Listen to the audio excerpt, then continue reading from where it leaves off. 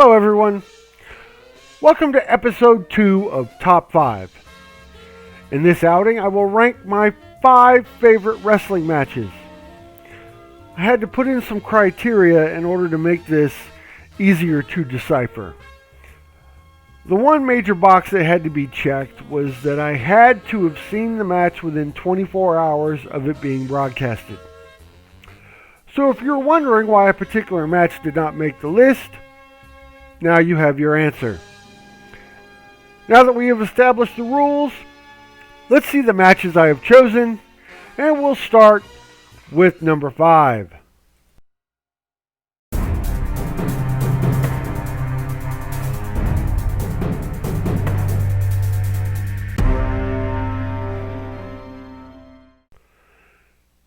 You will see during this list that I like matches that tell a great story. This particular match was scheduled to be a 60-minute Iron Man match, so there was plenty of story to be told. Bret Hart entered the main event as the WWF Champion, having gained the title by dethroning Big Daddy Cool Diesel at the 1995 Survivor Series. Shawn Michaels qualified for the title match by winning the 1996 Royal Rumble, which was his second consecutive victory, as he also won the event in 1995. Interim WWF President Roddy Piper decided that the headline match of the year's biggest show was not going to be decided by a fluke win. He wanted to see the two competitors get tested and have the winner truly earn the championship victory. Piper ordered that the WrestleMania 12 main event would be a 60-minute Iron Man match. The winner would be decided by the man who could earn the most falls in the match after 1 hour. Shawn Michaels would have one of the most spectacular entrances in WrestleMania history, as he would ride a zip line from the top of the Arrowhead Pond into the crowd. Once both superstars were in the ring, we were ready to go for a lengthy journey. As you would expect in a long contest, the action started slow, with both men employing wear-down holds to try to gain an advantage. Surprisingly, the Heartbreak Kid was showing that he was more adept to grappling than the Hitman had anticipated, and they were even going into the next sequence. Early in the match, Vince McMahon and Jerry Lawler would stress on numerous occasions that the man who scored the first fall of the match would have a huge advantage, as they could go into defense mode for the rest of the match. When the action poured to the outside, the fans were treated to some exciting action. In one instance, an errant super kick from Michaels would strike the timekeeper, as the champion avoided the move. Later, HBK would hit a top rope crossbody while Bret was standing on the outside. As the match progressed, the score remained 0-0, as neither man was able to score a victory. The final stages of the match saw the challenger attempt a missile dropkick with 38 seconds remaining. Bret Hart was able to catch the move and transition into his finishing submission hold, the sharpshooter. Shawn Michaels spent the last seconds refusing to submit. The bell rang after a grueling 60-minute encounter, and Bret Hart released the hold. With neither man being able to score a decision against the other, everyone assumed that the match would be considered a draw. The actual WWF president, Gorilla Monsoon, who made his return at WrestleMania 12, ordered that the match go into sudden death, and the first man to score a fall would win. The Hitman, who was halfway back to the locker room at this point, returned to the ring and demanded the bell be sounded so that he could finish off his challenger, who remained almost motionless. A frustrated champion began to beat Michaels down in hopes of setting up another sharpshooter finish that would put things to an end for good. The final segment of the match saw Shawn avoid a whip into the corner and counter with a super kick that floored the champion. HBK was unable to capitalize on the move with a cover as he had been beaten to a pulp and suffering from fatigue. Both men struggled to get to their feet, and when they did, Michaels connected with another super kick and was able to fall onto Hart and score the 3 count. The boyhood dream had come true.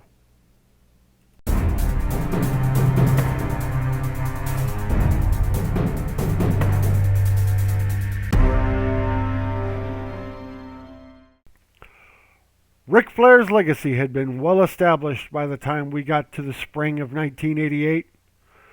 The Nature Boy was deep into his 5th reign as NWA World Champion. His affiliation with the Four Horsemen made taking the title off of him a major accomplishment. Several challengers had tried to wrest the big gold belt away from Flair, but no one had even come close. Those who attempted to take a shot at greatness were thwarted by interference from the Horsemen. Sting was in the infancy of his historic career in 1988. He hadn't been on the scene for a year before receiving his first major shot at the NWA World title. Armed with a painted face and enthusiasm that could be felt for miles, the young challenger would attempt to shock the world in front of a live television audience. The bout was set for a 45-minute time limit due to the restraints of the live broadcast. If the match were to go to a draw, then 3 judges were assigned to score the match and decide a winner. Gary Juster, Sandy Scott, and the Penthouse Pet of the Year, Patty Mullen, were assigned as the judges. J.J. Dillon, a constant thorn in the side of anyone who opposed the champion, was forced to be locked in a cage and was suspended high above the ring for this contest. There would be no outside interference possible for the executive director of the Four Horsemen. Flair, with a distinct experience advantage, would use leverage to keep his youthful challenger off balance. Sting's superior strength would prevent Nate from getting the upper hand. Flair would use a trick to get Sting in the corner and unload a devastating chop that would often rattle a challenger. Not so here, as Sting would shake it off and continue to pursue the champion. The Stinger would combine power moves along with a mat-based game to try to wear the champion down. The challenger would employ a bear hug that would put Flair down to the mat and nearly out as the referee kept a close eye on the shoulders. Sting would make a tactical error and let go of the bear hug for some high-impact offense, but Flair was able to move out of the way of an elbow drop. Sting would recover quickly and shoot Flair into the corner, but the champion would avoid a charging Stinger who was trying for a running elbow. From there, Flair would take control of the match. The Nature Boy would keep Sting dazed while he pounded his opponent. The match would spill outside of the ring, where the champion would further his advantage by throwing Sting into the security guardrail. Once back inside the ring, the challenger would reach deep down inside and begin to make a comeback. Flair's chops were once again shrugged off by the Stinger. The match would again go outside on the floor. Sting would be overzealous and try to clothesline Flair while he was propped up by the ring post. The champion would move out of the way and Sting would collide with nothing but steel. Sensing an injury, Flair began to work arm and shoulder holds to keep his opponent down. Sting would find his second wind and withstand the pain and trap Flair in the corner. The Nature Boy would fall to the canvas, and his young challenger would try to beat the champion with his finishing move, the Scorpion Deathlock. Flair would be too close to the ropes and force a break. Sting would press on until his momentum was halted after missing a clothesline that would send him over the top rope and out of the ring. Sting would fight his way back inside, but the champ was waiting for him. Flair would use his setup maneuver for the figure 4 leg lock and drop Sting's knee down on his own. Sting would try to escape the punishment by rolling to the outside, but the referee's count would force him back into the squared circle. Flair was waiting and wasted no time applying his patented finishing hold. The champion had great positioning for the hold and utilized the ropes to intensify the pain. The referee was forced to watch Sting's shoulders or listen for a submission and was oblivious to Flair's cheating. Sting would eliminate the tactic by sliding Flair too far from the ropes and roll over onto his stomach to reverse the pressure of the hold. After more back and forth action, Sting would find himself in the position to give Flair a dose of his own medicine and cinched in a figure four of his own. The champion would reach the ropes to force a break, but Flair was still in trouble and had to continue with a damaged leg. Sting pressed the advantage, and with less than 1 minute to go in the time limit, Sting connected on a Stinger Splash. Flair crumbled to the mat, and Sting applied the Scorpion Deathlock. The Nature Boy withstood the pain until the bell rang to end the match. The outcome of the match was in the hands of the judges. Gary Juster ruled in favor of Sting, while Paddy Mullen would choose Flair. It all came down to Sandy Scott. He deemed the match was too close to call and elected to rule the contest a draw. This was the first in what would be several high-profile matches for the future Hall of Famer Sting. The challenger cemented his place among the elites in the National Wrestling Alliance on this day. 26 months later, Sting would dethrone Flair for the world title, but that couldn't have happened if Sting were not a made man in this match.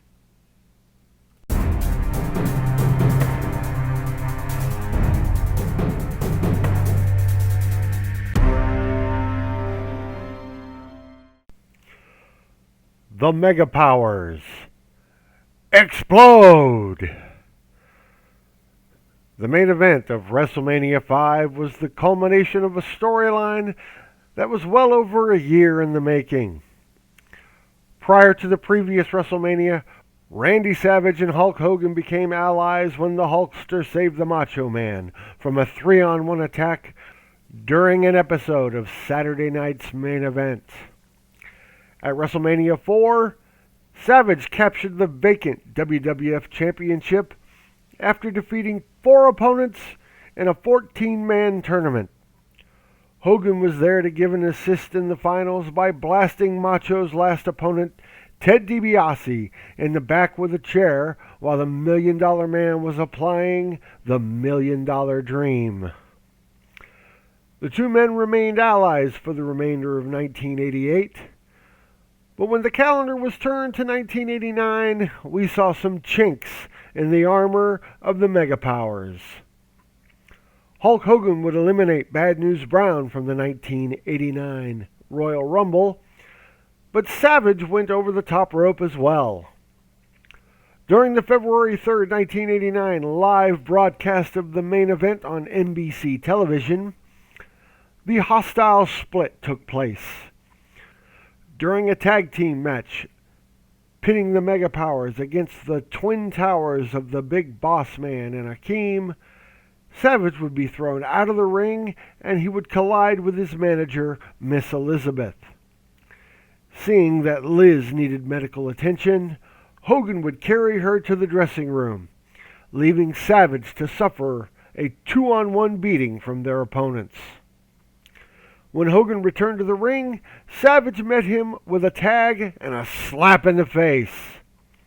Savage would leave the ring, disgusted with the Hulkster for leaving him alone. After the match, Hogan and Savage would have an altercation while they were tending to the injured Miss Elizabeth.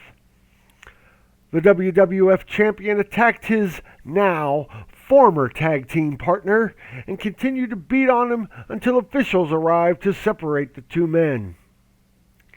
In the lead up to the WrestleMania 5 event, Savage would cut vicious promos on Hogan and accuse him of lusting for Elizabeth. Hogan would respond by saying that Randy was jealous because Hulkamania was outpacing Macho Madness.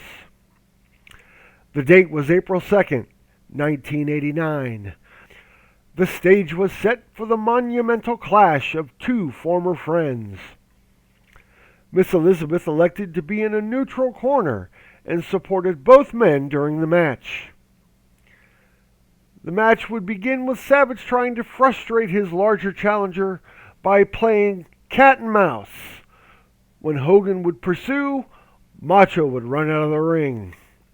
Hogan, growing tired of the champion's constant running, followed Savage outside and chased him around the ring. Once Savage got to where Elizabeth was positioned, he used her as a shield, knowing that Hulk would never do anything to harm Liz. Once both men were back in the ring, Hogan surprised anyone who was familiar with him by executing a 4-move combination on the unsuspecting Macho Man by transitioning from a headlock to a hammerlock to a drop toe hold to a front face lock. Hogan would transition again into a headlock, keeping Savage grounded. Once Macho was able to get to his feet, he executed a beautiful back suplex to stun the Hulkster. The Hulk didn't stay down for long. Savage bounced off the ropes and attempted an elbow drop, but Hogan moved out of the way. The slugfest began as Hogan rocked Savage with repeated right hands. When the challenger tried to go back to wrestling with an arm wringer, Savage responded with a thumb to the eye. Without missing a beat, Macho went to the top rope and nailed a double axe handle on Hogan and went for the first pin cover of the match. Hogan would kick out, but was still stunned by the latest set of moves by Savage. Savage would keep the advantage by employing an armbar. When Hogan would try to get up to escape, Savage dashed his hopes by bringing him back down to the mat with a pull of the hair. On Hulk's third attempt to rise to his feet, Savage would again try to pull the hair and bring Hogan back down. Hogan resisted. Savage maintained control of Hogan's arm until the challenger matched the nasty tactics of his opponent and pulled the tights to send Randy out of the ring. Hogan would go right after Savage and throw him back inside the ring. The Hulkster would then run the Macho Man from corner to corner, ramming the champ's head into the top turnbuckle. A devastating clothesline was followed by 2 elbow drops. When Hogan cocked his arm for a third elbow, he hesitated and ran his boot across the eyes of Savage. Hogan would try to maintain the advantage with a backdrop, but he set too early, and Savage would counter with a boot to avoid the maneuver. At this point, the announcers would notice that there was a cut above the left eye of the challenger. Savage would keep Hogan temporarily grounded with the help of a chin lock until the Hulk rose to his feet and elbowed his way out of the hold. A shoulder block off the ropes put the champion on his back. The momentum swing was short-lived as Savage would move out of the way of a Hogan elbow drop. A high knee to the back of the Hulkster sent Hogan into the corner. When Hulk rebounded back to the middle of the ring, Savage was lying in wait for a schoolboy roll-up. Hogan would easily power out of the pin attempt, even though Macho tried to grab the trunks for additional leverage. Savage would press the advantage by throwing Hogan around the ring.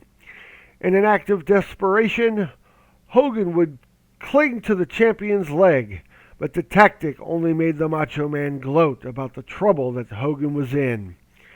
Randy would continue to pound Hogan. Right hands to the Hulk's left eye continued the blood flow from the head wound. Savage would continue to boast about having Hogan down and out on the mat. It would lead to another pendulum swing in the match as Hogan would rise and begin beating Savage and ending the flurry by slamming the champion over the top rope to the arena floor. Elizabeth would walk to where Savage was laid out on the floor and help Macho to his feet. Once Savage realized who was helping him, he lashed out at Liz. Hogan, still in the ring, would try to come to Elizabeth's aid, but he was pulled out of the ring for his efforts. Savage would try to ram Hogan into the ring post, but it was blocked by Hogan. A rake of Hogan's injured eye kept Macho on top. Savage would attempt to ram Hogan into the steel barricade, but it was again blocked by Hogan. Another rake to Hogan's eye was followed by Savage trying to ram Hogan into the ring apron. Again, the move was blocked by Hogan. This time, Hogan recovered and picked up the champion over his shoulder. He would attempt to ramrod Savage into the ring post, but Elizabeth would block Hogan's path. Hogan would order Liz to move, but she refused. Savage would slip off the Hulkster's shoulder and push Hogan with no regard for Elizabeth's safety as she was still blocking the ring post. She would move out of the path and Hogan crushed the post with a thud. The referee saw what kind of problems Elizabeth was causing for the match and ejected her from ringside. Undeterred, Savage would drop a double axe handle from the top rope to the arena floor onto Hogan's back. The move pushed Hogan's throat into the guardrail, and the Hulk clutched his neck and tried to catch his breath. The champion would continue to attack Hogan's throat with a clothesline move where he slung his challenger's neck into the top rope as he was jumping over it, and then jumping on Hogan's back as his throat was propped up by the middle rope. Savage kept up with the onslaught with an elbow smash to the throat and a standing knee drop. Savage covered Hogan for the pin, but Hogan wouldn't stay down. The Macho Man would remove some tape from his elbow pad and use it to choke out Hogan. Savage had the Hulk right where he wanted him, down and out in the center of the ring. The time was right for the champion to finish off the challenger with his flying elbow drop finishing move. Savage would connect with the elbow and go for the pin as Hogan shuddered in pain. Once the referee hit the mat for the 2 count, the Hulk powered out with authority. You could see that Hogan was about to be injected with a dose of Hulkamania. Savage's punches no longer registered. When Macho tried for a third punch, it was blocked by Hogan. 3 punches, a big boot off the ropes, and a leg drop later, the match was over. We had a new WWF champion, Hulk Hogan.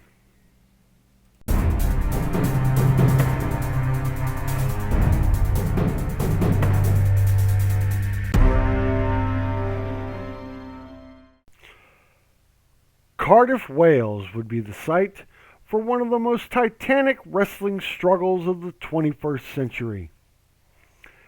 The NXT UK takeover that took place on August 31st, 2019 would be used to set the tone for a day that would be full of wrestling.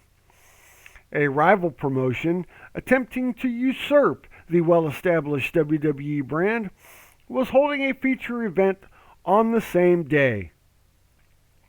The main event for the UK show would feature the dominant WWE United Kingdom champion, Walter, facing Tyler Bate, a man who was looking for retribution for a beating he suffered at the hands of the champion and his Imperium stablemates weeks earlier.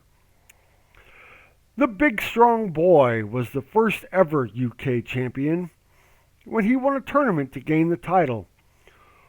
Walter would defeat Pete Dunne, who had dethroned Bate, in a fabulous match that was featured during the WrestleMania 35 weekend. The anticipation for the match was sky high. The Cardiff crowd was a house of fire. The 2 combatants entered the ring and faced each other. The opening standoff showed just how much of a size advantage the champion held in this match. Walter towered over his challenger. The bell rang, with the crowd chanting for the challenger. Bate would begin with a stick-and-move strategy. When the Austrian would move in for a strike, Tyler would avoid the blow and score with swift kicks to the thigh. A test of strength would ensue, and the champion's height advantage played a key role in the outcome. Walter would leverage his way to bring his challenger down to the mat. Bate refused to let his shoulders touch the canvas for a pin attempt. Walter tried to force the issue by pouncing on Tyler, but it would be to no avail as Bate would bridge his body and catch his larger nemesis. Sensing that overpowering Tyler Bate in the early stages of the match was a flawed strategy, Walter would adjust and take his opponent down to the mat with a headlock. The Cardiff crowd would really start to get on the champion's case with derogatory chants towards the huge Austrian.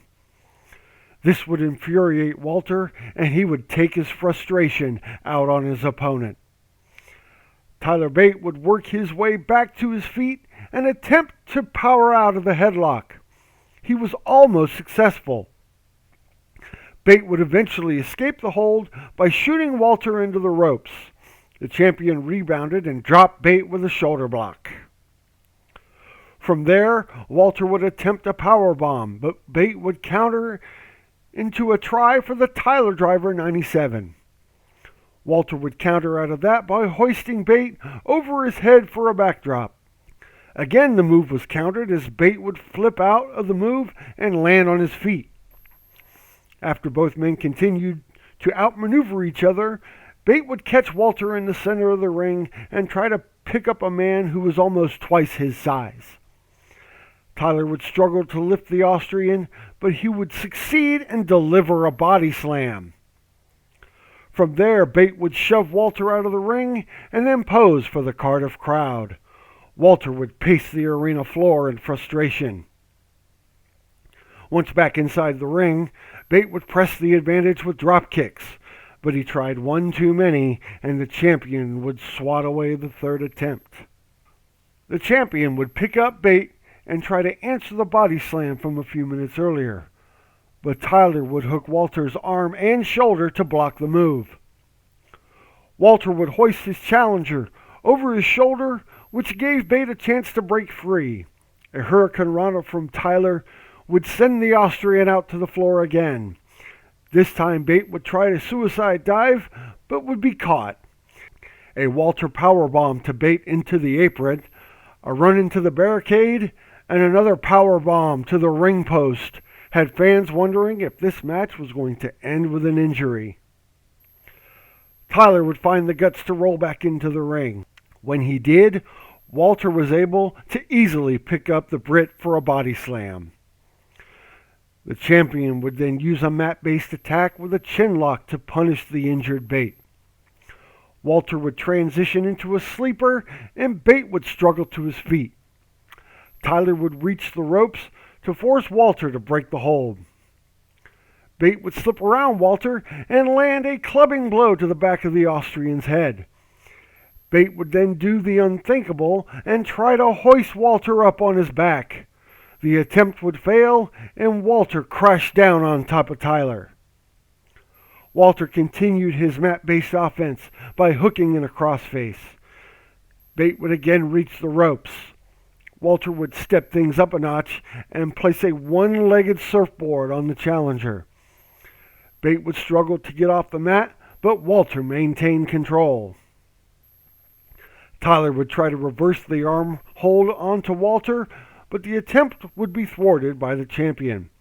Finally, Bate would flip out of the hold, but it would leave him on the mat and vulnerable as Walter responded with a bombs away.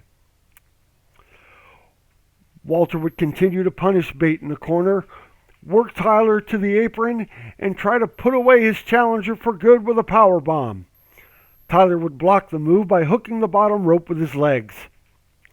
This caused the separation that Bate needed to set up an exploder suplex from the apron to the arena floor. Tyler would get Walter back into the ring and press on with blows to the champion while charging off the ropes. Bate would make a tactical error in trying to shoot Walter into the opposite corner. Walter would block the move and shoot Bate into the turnbuckle.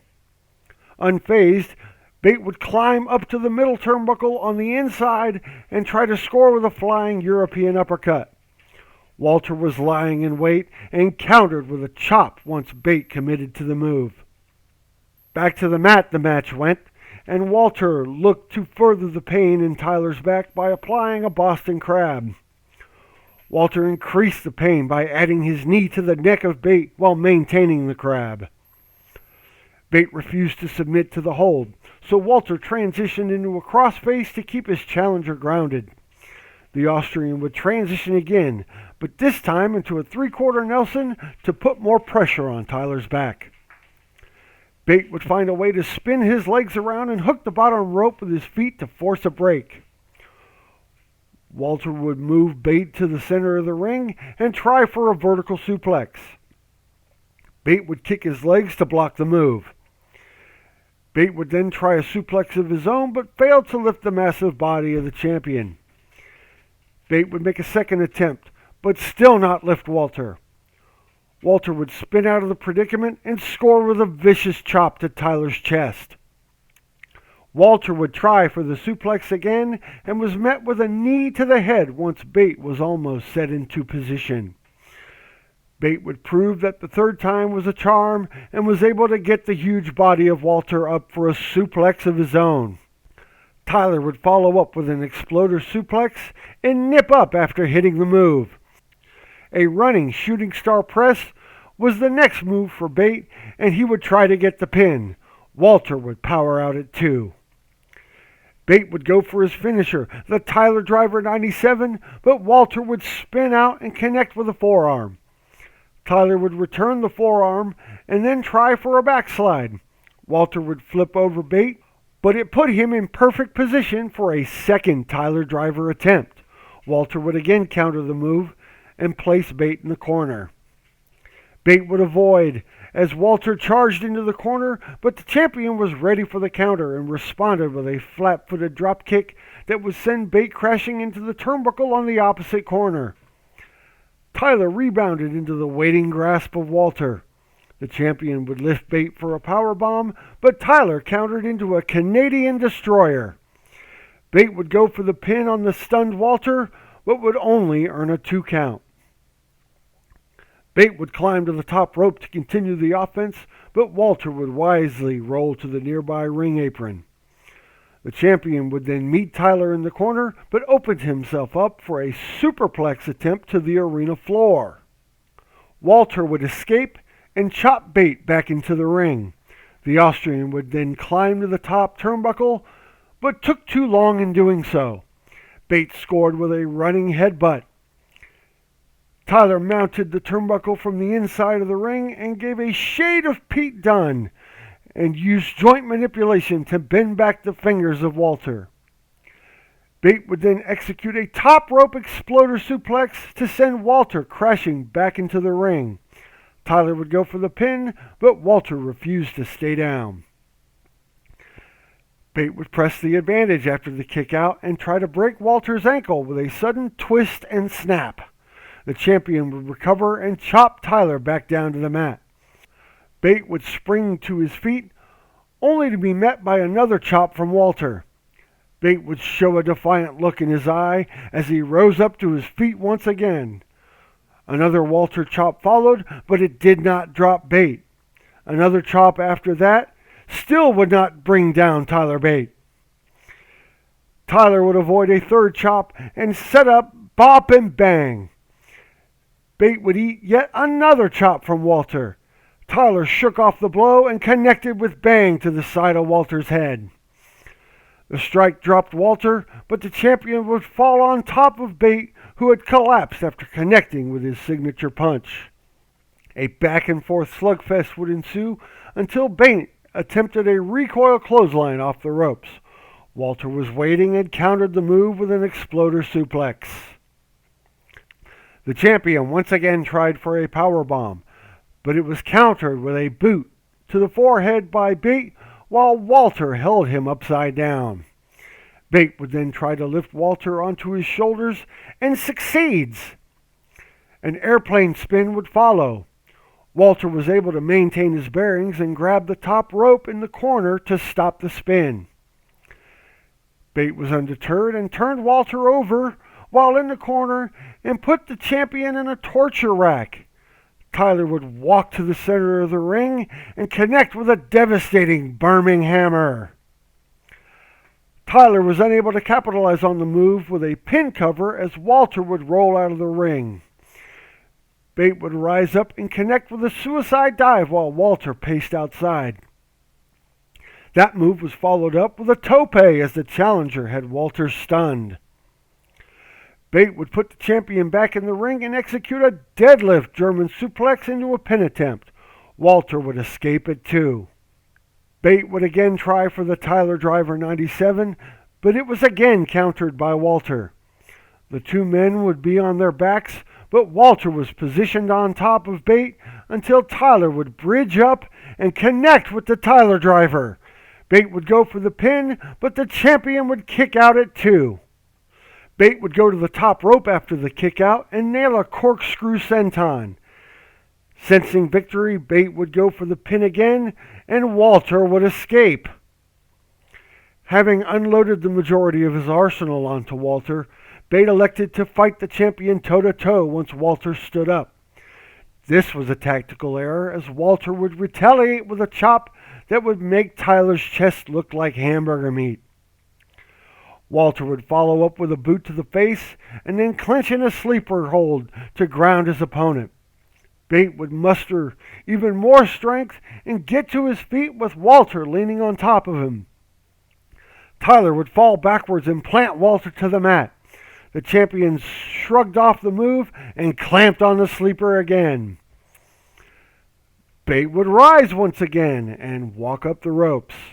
Sensing that Tyler was going to counter, Walter released the sleeper and pushed Bate to the apron. The challenger would spin around on the apron and get hooked into the sleeper once again as Walter stayed inside the ropes. Bate would counter this time with a snapmare to bring both men to the apron. Walter maintained his hold and shocked Tyler with a sleeper suplex while still on the apron. Bate fell to the floor and Walter quickly rolled him back into the ring. Walter would then ascend to the top rope and score with the same flying splash that he used to finish off Pete Dunne during his title victory. It was not enough on this occasion, as Tyler would kick out at 2. Walter pressed on with the punishment and hit another sleeper suplex. This time it was in the center of the ring. Walter followed up with a bone-jarring powerbomb that he was sure would finish off the match. Tyler kicked out at 1. This development shocked Walter as the match had exceeded 40 minutes at this point. The champion measured Bate and landed a devastating lariat. He went for the pin and Tyler was unable to kick out. This wrestling classic ended with both men exhausted and laid out into the ring after the final count of 3 hit the mat. The victorious champion would rise first and get his hand raised by the referee to officially declare him the winner of the match. Walter would celebrate in front of his fallen challenger, then exit the ring where his Imperium teammates were waiting to greet him. Trent Seven and Pete Dunne would come to the ring to console Bate and help him to his feet. The 3 men would soak in the adulation of the crowd. Even though Tyler Bate did not win this match, he gained the respect of every WWE and NXT fan with the effort he gave.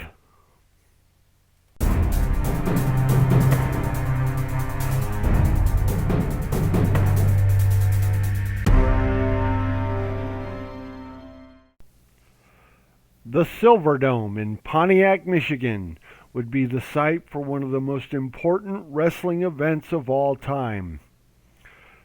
While the main event of WrestleMania 3 would be the monumental struggle of Hulk Hogan facing his former friend, Andre the Giant, The match that stole the show on this day is my number one favorite match of all time.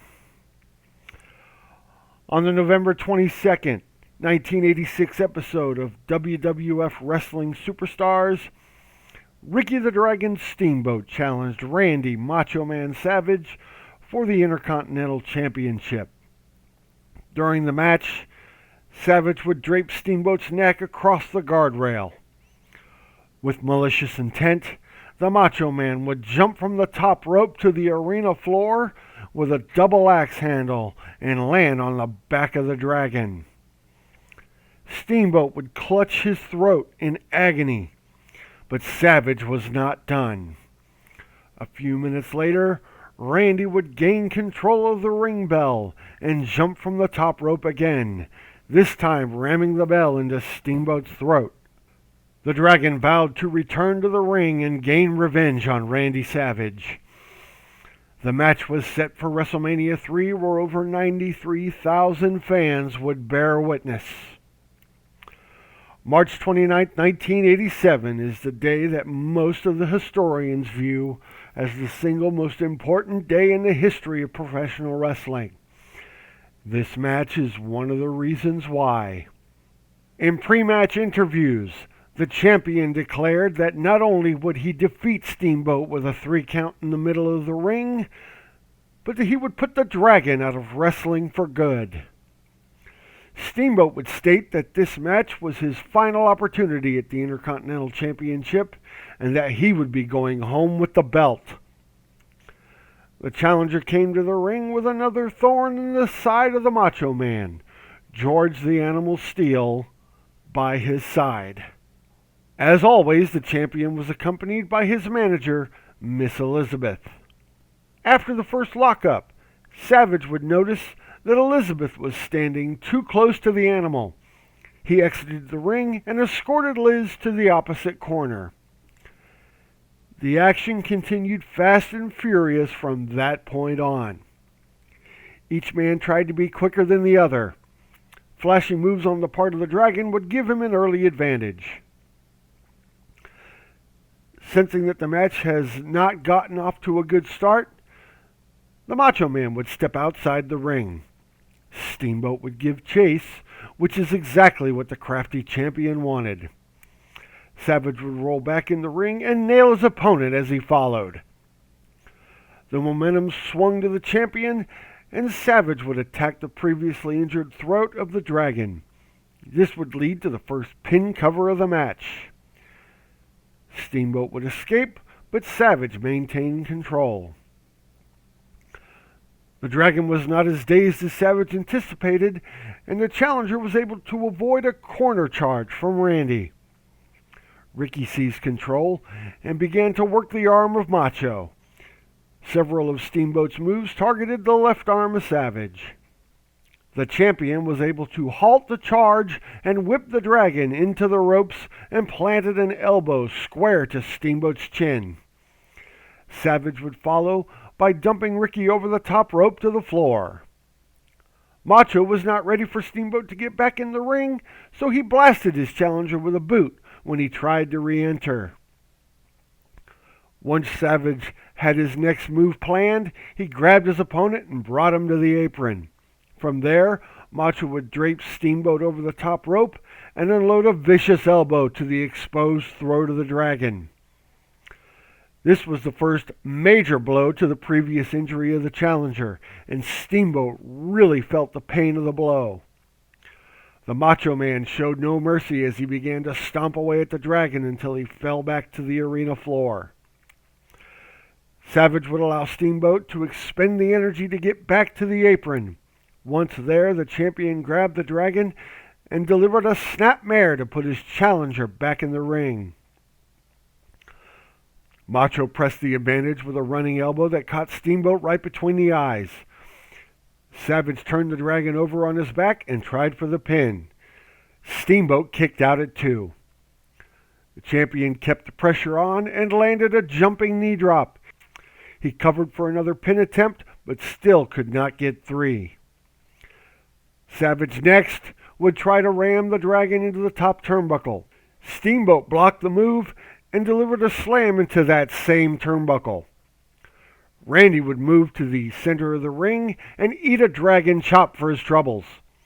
Macho's momentum sent him back to the ropes, where he got tied up between the top and middle strands.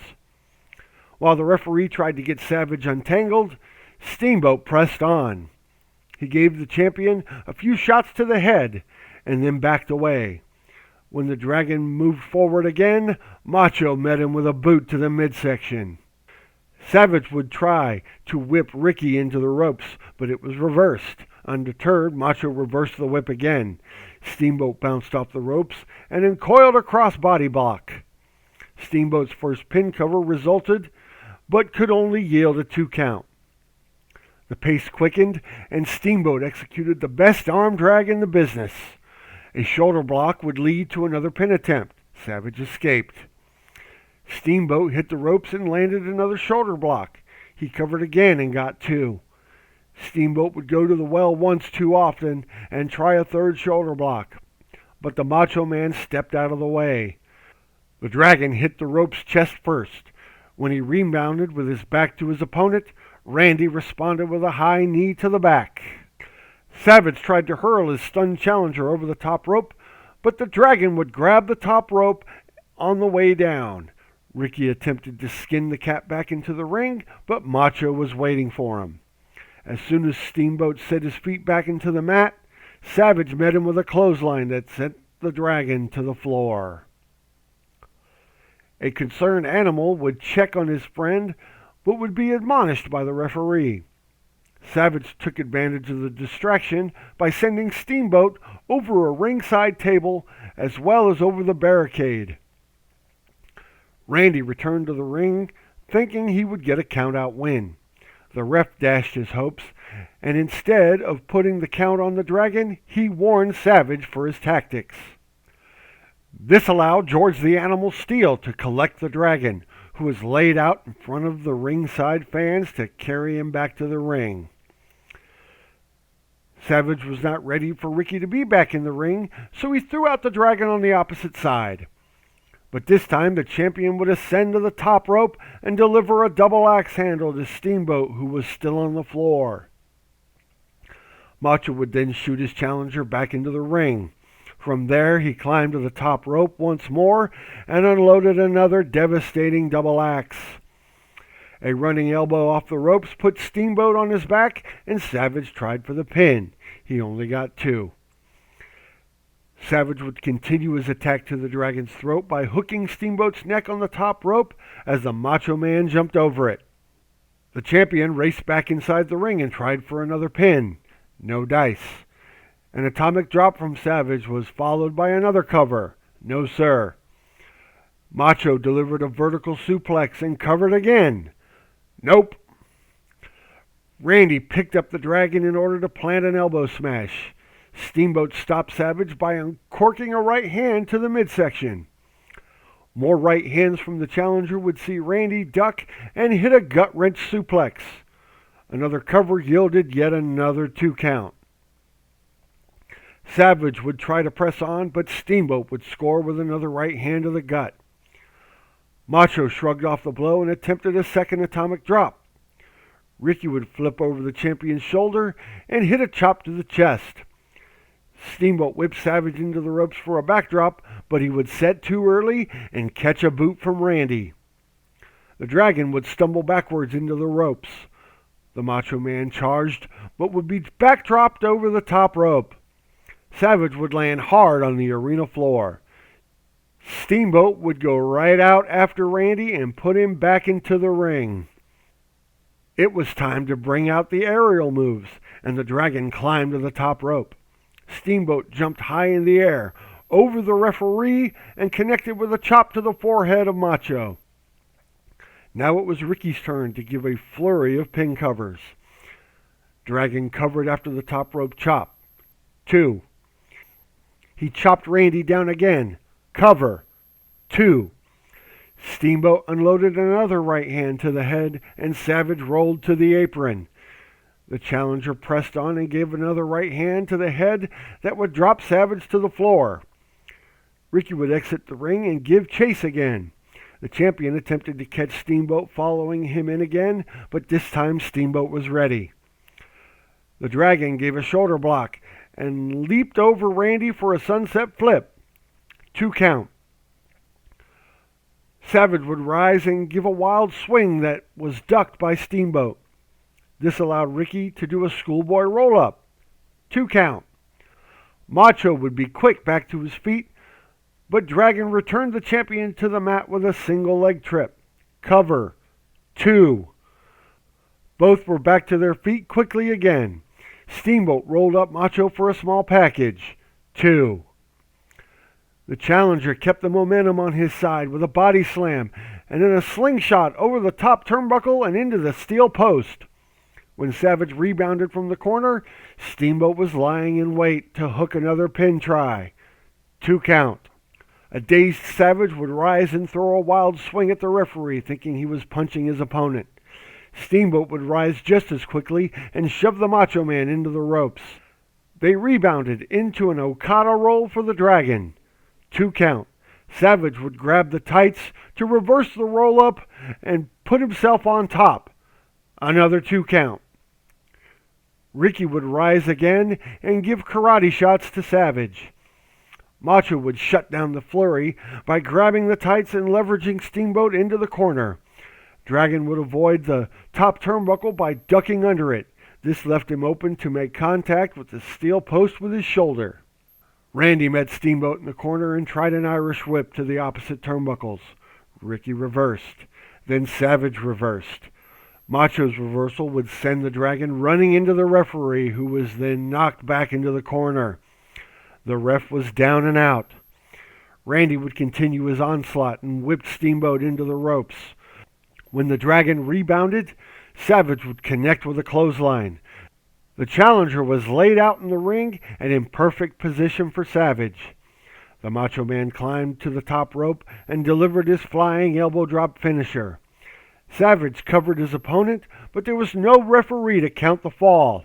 A frustrated champion crawled to the ref to try to revive him, but it was to no avail.